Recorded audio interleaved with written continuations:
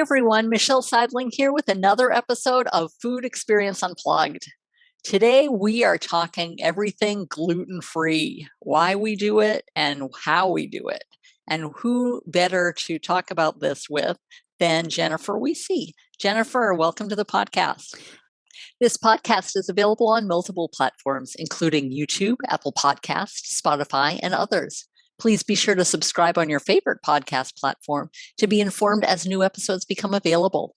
If you enjoyed today's episode or any of our episodes, please rate and review the podcast on your favorite platform. As always, check out our website at foodexperienceunplugged.com for some resources as you begin your health journey. Well, thank you so much for having me. It's a pleasure. Oh, pleasure to have you. Well, to begin with, will you take a moment to introduce yourself and why gluten-free? Why have you chosen this direction to go?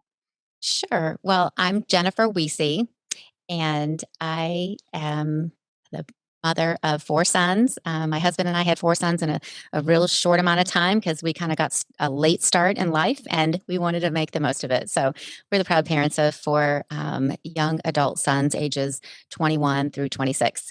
And so, yes, I started a gluten-free journey back in 2008 for my family, and that's I'm sure you'll ask me lots of questions about that, but just I'm kind of why I'm in this space right now, and why you might have reached out to me for gluten-free is I have a gluten-free company that I started 12 years ago, and everything we make is gluten and dairy-free and clean label. So.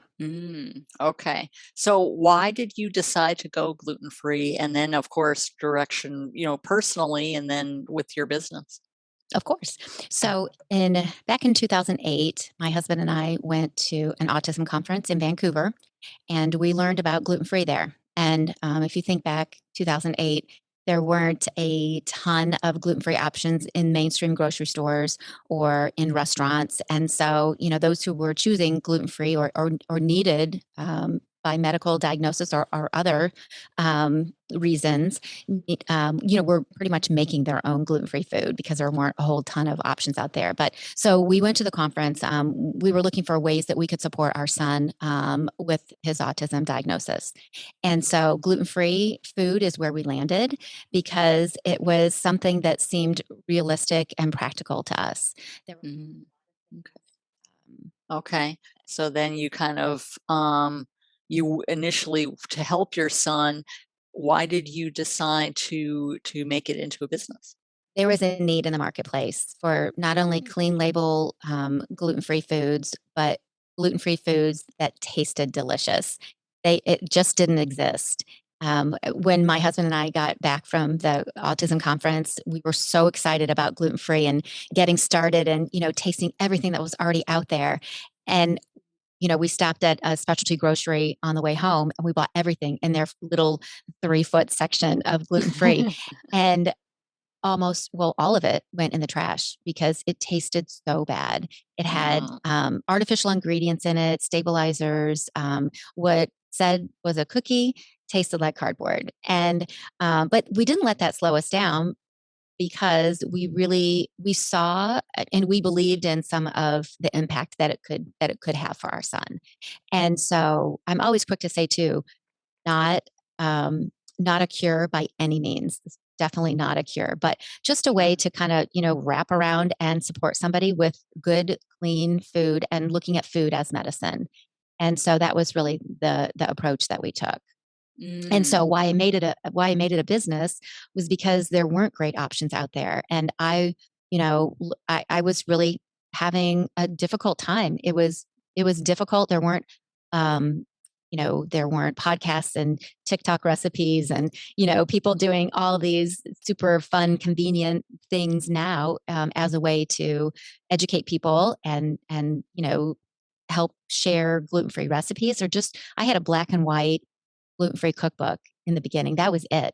And so I have that I just have a helper kind of personality. And I saw that the road was difficult. It was expensive. It was tough and it was really lonely. And so I just, once we were in it for a handful of years, I kind of felt like I had this little secret, that I had was keeping inside of me, and there were probably a lot of other people that were struggling that really wanted to provide good, delicious, clean label gluten-free foods for their family too, but they didn't have, the time, the bandwidth, the money in order to do it.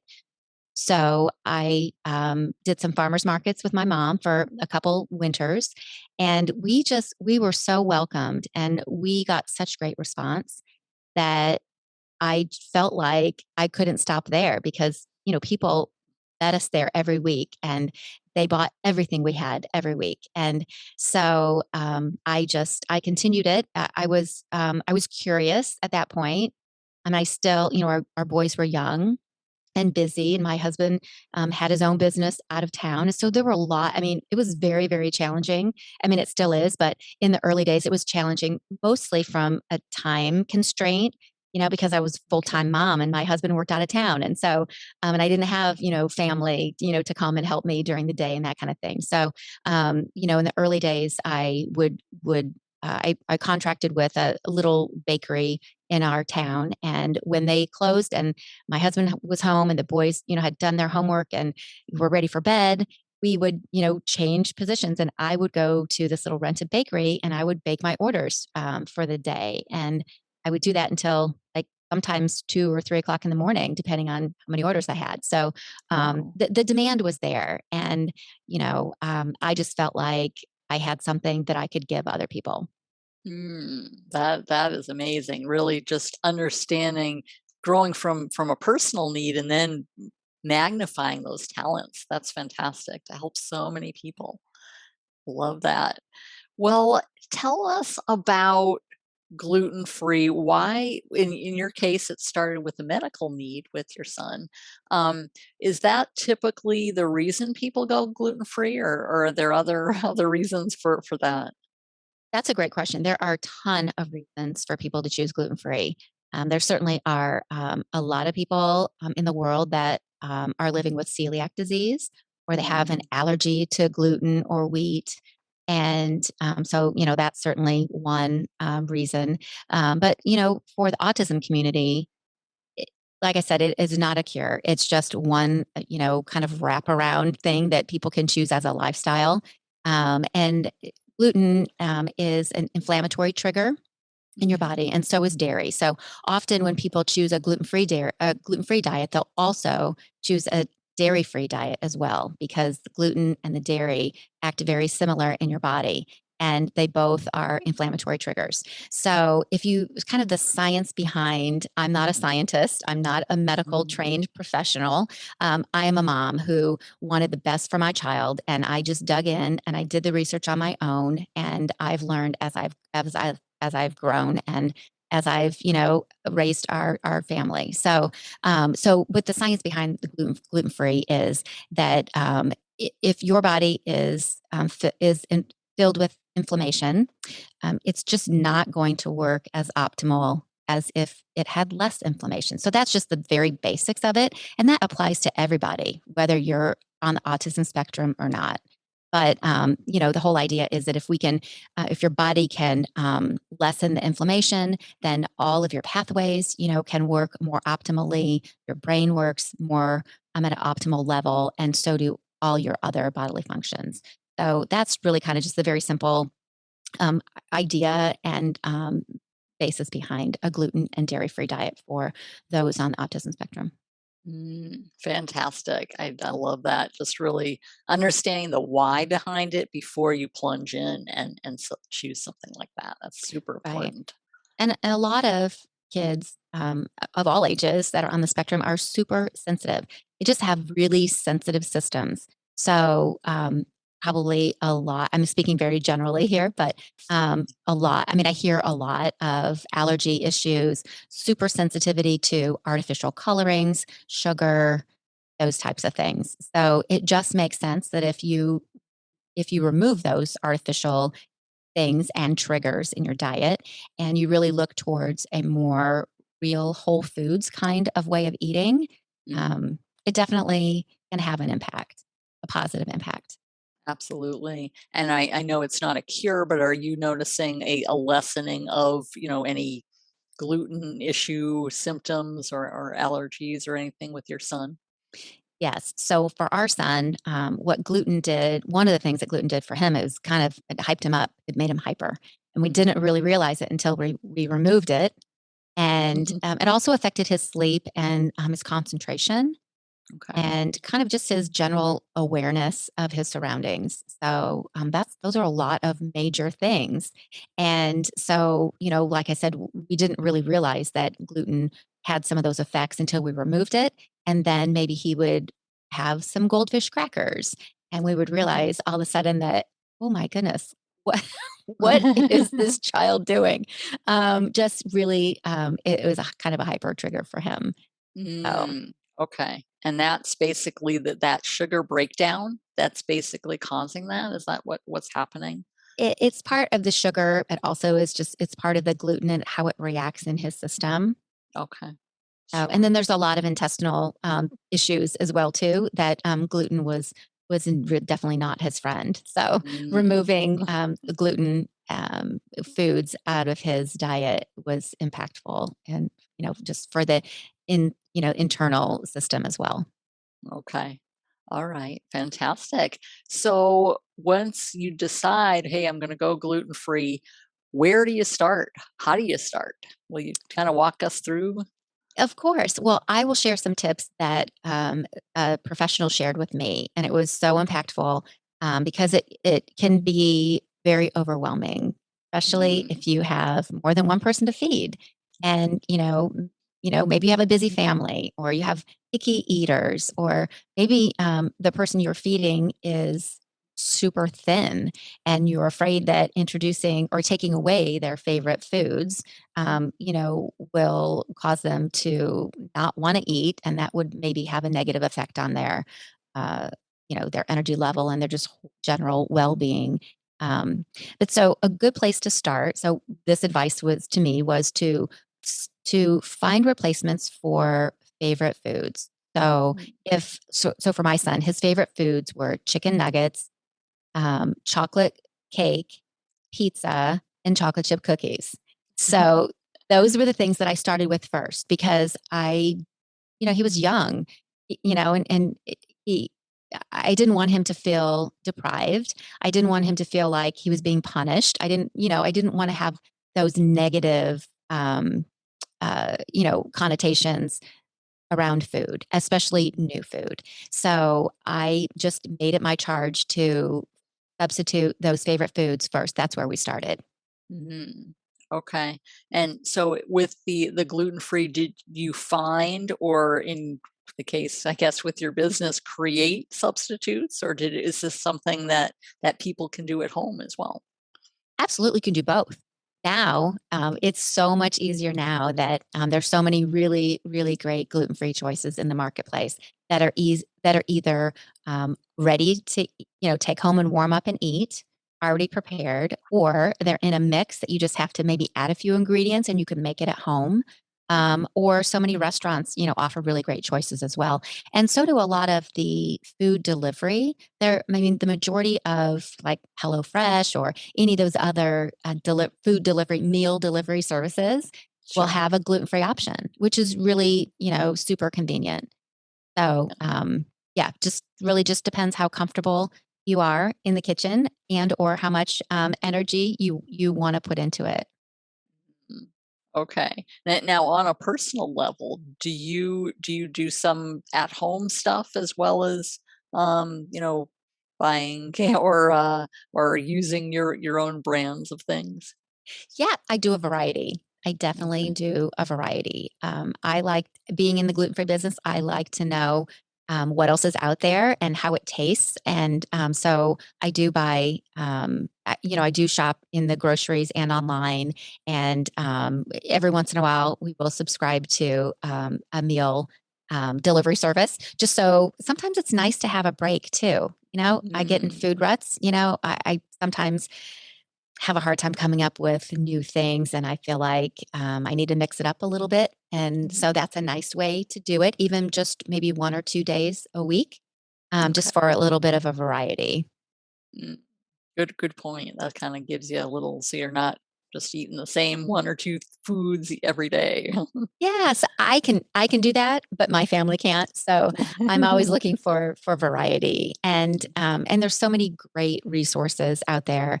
Our social media platforms offer so many inspiring recipes, or kind of break things down in a simple how-to kind of a way.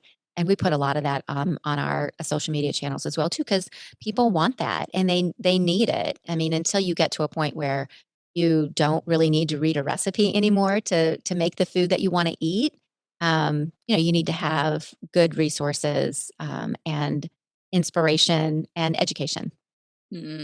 Okay. And now, how adaptable is it? Because in your case, you're trying to address the needs of your son, but you also have the tastes of other family members as well. So Right. how do you kind of, I guess, get a balance of all of those accommodating needs? That is a thoughtful question. The way that I approached it, I wanted everyone to be able to eat the same food. That was Mhm. important to me as a mom because number one, my kids were busy. They were involved in a lot of different activities, and I didn't have time to make more than one meal. I didn't have time to make more than, one batch of cookies and, things like that. So it was really important to me from the very beginning to figure this out so that everyone could eat the same food and it would taste delicious and no one would know that it was gluten free. And that was my charge, from the very beginning. And part of it too was that I didn't want our son, who was already feeling different in so many ways, I didn't want him to feel singled out by serving him a different plate of food around the table. So many memories, are created around food, and I wanted our food to always, as much as possible, be a positive experience. Sure, absolutely. Now, how easy or challenging was it at the beginning as you tried to accommodate these very various needs? It was really difficult, and the most difficult part of it was there were so few resources. I mean, I really just would say for today, anyone that is looking to go gluten-free, your road is pretty easy. I mean, it is. I mean, only because I'm speaking from a vantage point, of not so easy. And it was, really difficult, and, the quality of gluten-free food is so much enhanced now than it was, you know, 12 years ago, 14 Sure. years ago. So, yeah, it definitely is difficult. However, I will say that, most things that are worthwhile aren't often always easy. So the impact that it made on our son, and I think just in the general health of our entire family, Mhm. has definitely been worth it. We Okay. rarely get sick. So our downtime and our bills at the doctor are less. And that has a lot of value. So it's a worthwhile investment in time, energy, and money. Absolutely. That's fantastic. Now, what are some things when you're in your kitchen? What are some things that or adjustments, I guess, you have to make in order to be gluten free? Besides, I guess you've got the obvious: throw out the sack of flour and move in something else. But what are some changes that people need to make? There are some really great substitutions. So, you mentioned throw out the sack of flour. Well, what you can do immediately is replace it with a bag of all-purpose gluten-free flour. And there are some brands out there that are really doing a great job and, make it easy to, substitute, gluten containing flour for, a gluten-free flour. Like some of the things too that we use flour for that might not be a loaf of bread. Think about things like, if you're going to make a sauce, you can Mm, easily use gluten-free flour, or sometimes just cornstarch or tapioca, starch instead of gluten containing flour. okay. So yeah, I think the biggest thing that most people miss on a gluten-free diet is bread. They Okay. miss bread, they miss, baked foods are better now than they were, but, a nice spongy piece of sandwich bread, a gluten-free or a French baguette, a croissant, and a donut. Those are some of the things because those are the things that are really, really difficult to make gluten-free. And Mm, I say sometimes that it's maybe you just maybe you just don't try to go gluten-free on some things because it's not going to meet your expectation. It's I don't even I've never ever seen a gluten-free croissant. I don't it mm, might not even be possible to make one. And so in that case, I would say find a substitution. You know, maybe use a gluten-free bagel instead, or maybe just totally skip the starch and just go with make a wrap in baby bib lettuce instead. So looking for some of those whole food, real food solutions sometimes are easier. Unconventional, and sometimes you have to be a little more creative in doing some mm. of those things, like using butternut butternut squash, but also spaghetti squash as a Okay, substitute for pasta. sure. Definitely not the same, but different, and a unique way to get a similar experience. And there's just tons of, if you, I think that if you look for the options and you look for the substitutions, they're they're there. They're always there. Some are Okay. better than others, but having that positive attitude on how you're going to attack a gluten-free diet is super key because Mm, it definitely can be overwhelming. And if most everyone has had something that tasted gluten-free that didn't taste very good. And so you mm. automatically have that memory, in your head that, oh, it's going to taste like the last bad gluten-free thing that I had. But if you go into it with a positive attitude and you surround yourself with really good, solid resources and people who can help educate you on how to shop, how to cook, and how to prepare food, the preparation part of it, I think, is pretty key because often with any kind of special diet, it's not as easy to just grab something and go. There's usually a little more thought and preparation involved. So if you can surround yourself by those just kind of positive mental, attitude around gluten free, it's going to be a much better experience. Mm. Good point. It's just kind of making those choices. Like, if you really want the croissant, then okay, well, you gotta Right. kind of accommodate that, I suppose. Yes. Right. Well, is it hard to, like, for example, your son has that gluten sensitivity, but if another family member decides to bring in, a croissant or some other product, is there just some, I guess, adjustments or uh, accommodations, if you will, Yeah. to really help that? Yes. And, one way that I've combated that, because really there is no, oh, you can have a bite of it.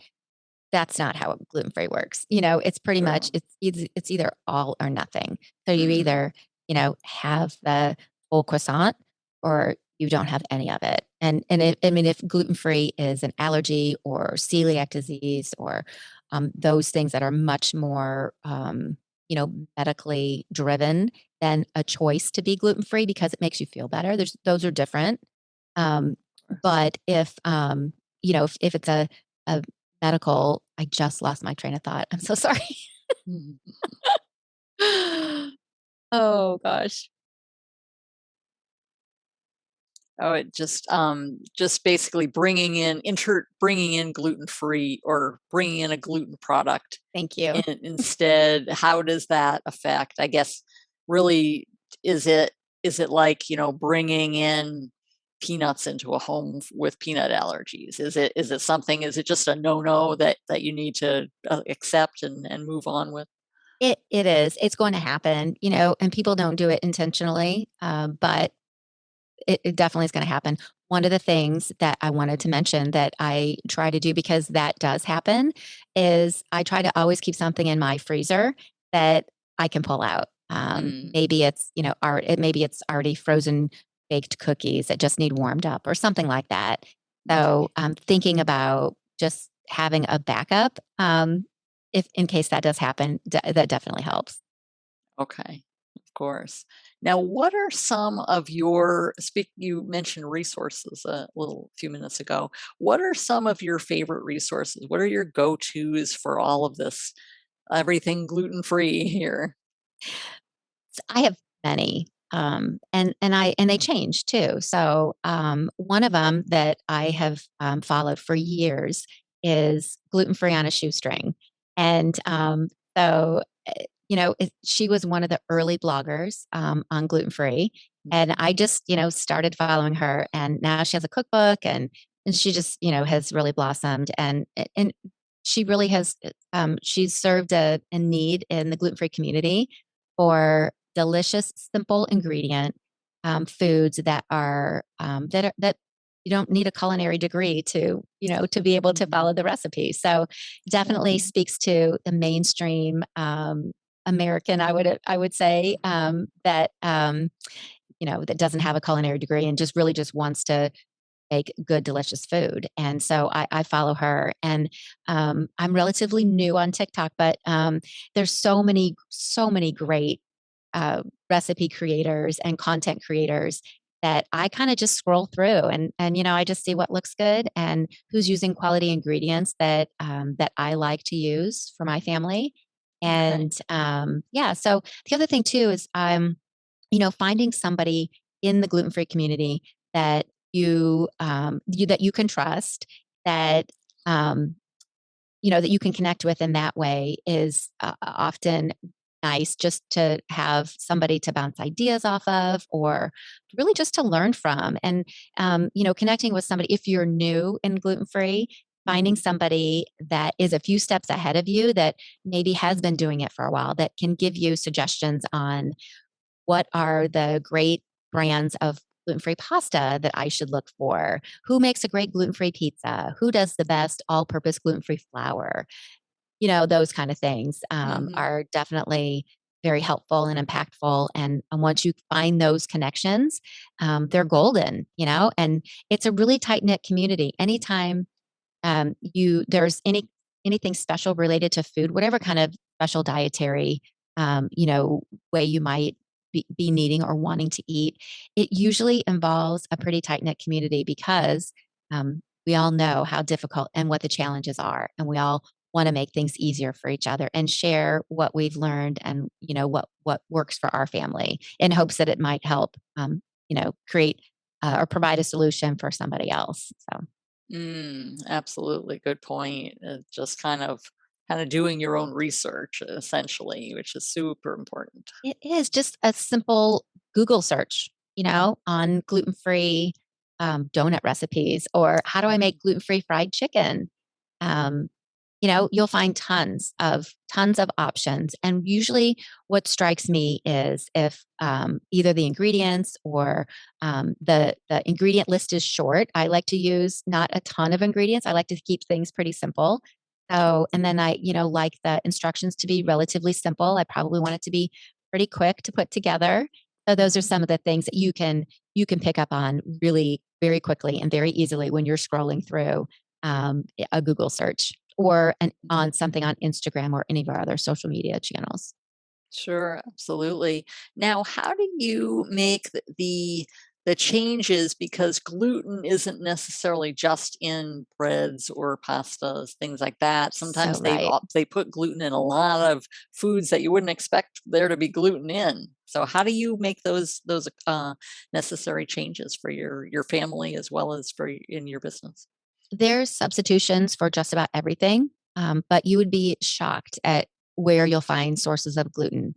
Gluten is known to be used in lipstick, in body care products, also in candies, in soups, in sauces. So places that and even toothpaste. So you really have to read and really be diligent about reading labels. Spices, some spice companies use gluten, and really, honestly, it really comes down to the fact that gluten is a very inexpensive filler. It also is sometimes it will prevent things from clumping or sticking together, but it's Sure. very inexpensive. So that's why some food manufacturers use flour or gluten containing ingredients in their recipes, where it normally, if you made it at home, it wouldn't have that in it. But in order to give it a shelf stable or a certain texture, or things like that, um, flour is used for those reasons. But often you can do it without, like licorice, the number two ingredient in licorice. is wheat flour. Where you wouldn't really need that, but Exactly, exactly. so it's likely in that case, for example, it's likely to extend the shelf life of that product. Or the texture, one or the Mhm. other. It could just be Okay. a filler that's, they just the recipe needs more substance, and Mhm. flour is a cheap way to do that. Sure. Now, speaking of shelf life, is there a difference between gluten products and gluten-free products in terms of shelf life? Is that something you need to take into consideration when going gluten-free? Yes, I would say definitely. So some of the things that come to mind are bread, packaged bread. You can buy gluten-free packaged bread in most groceries now. There's Okay. usually a handful of different brands on the shelf. And most of them will have a much shorter shelf life than like a Wonder Bread or something else. But it really all depends on what kind of preservatives and stabilizers have been used in the ingredients. Okay. All right. Now, is there are as far as the science behind some of the gluten-free, are there other ingredients to be aware of in, besides, okay, we're getting gluten out of the picture? Are there other ingredients that may not necessarily be compatible that we may want to take into consideration as well?